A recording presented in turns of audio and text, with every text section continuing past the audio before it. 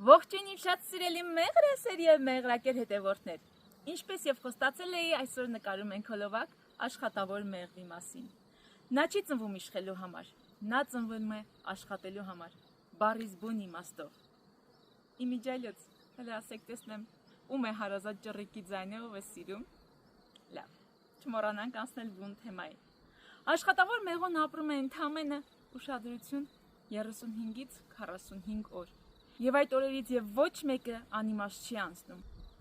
Ամեն օր ծնված օրվանից պլանավորված աշխատում է աշխատավոր մեղուն։ Գնանք ցույց տամ։ Առաջին օրը մաքրում է բջիջը, որ հաջորդ կյանքը սկսվի մաքուն եւ մայր մեղուն սկսի ձվադրել։ 4-ից 6-րդ օրը սնուցում է թրթուրներին։ 7-ից 10-րդ օրը կերակրում է թագուհուն։ 18-րդ օրվանից սկսած դառնում է փեթակի պահակը։ Վերահսկում է կարգու կանոնը փեթակի ներսի եւ իհարկե վերահսկում է, որ աշխատավոր մեղուն բերքով վերադառնա ու իհարկե թույլ չի տալիս, որ այլ փեթակից մեղուներ մտնեն իրենց փեթակ։ Նրանք աշխատում են մինչև վերջին շունչը։ Երբ զգում են, որ այդ օրը մոտ է, ուղղակի դաշտից տուն չեն վերադառնում,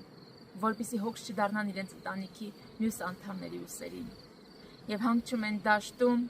ծաղիկների գրկում։ Նրանք ապրում են տալով ամեն բան, բայց հեռանում են լուռ ու աննկատ։ Այս հրաշքների մասին պարզապես անհնար է առանց հուզմունքի խոսել։ Եթե մենք էլ մարդիկս կարողանանք ապրել այդպես, ինչպես աշխատավոր մեղուները, միգուցե աշխարհը սկսի ծաղկել ներսից։ Եղեք առողջ։